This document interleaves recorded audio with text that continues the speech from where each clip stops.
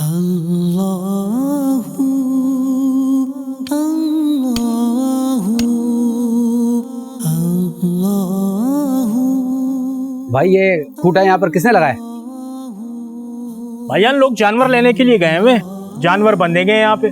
तो भाई ये मेरा घर है, मैंने अपनी गाड़ी यहाँ पार्क करनी होती है। अब अपनी गाड़ी बाहर पार्क कर लें, यहाँ तो जगह नहीं है, ईद तक जानवर बंधेंगे।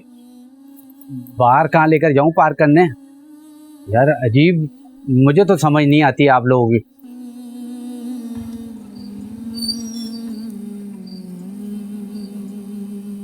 हाँ भाई, ये रास्ता क्यों बंद है? कुर्बानी के जानवर आए हुए हैं इसलिए कनात बांधे हुए हैं। या तो हमारे घर जाने का रास्ता यही है, अब हम कहाँ से निकले? फिलहाल आप कोई और रास्ता देख लें, ईद तक के लिए ये रास्ता बंद है। अल्लाह हिदायत दे तुम लोगों को।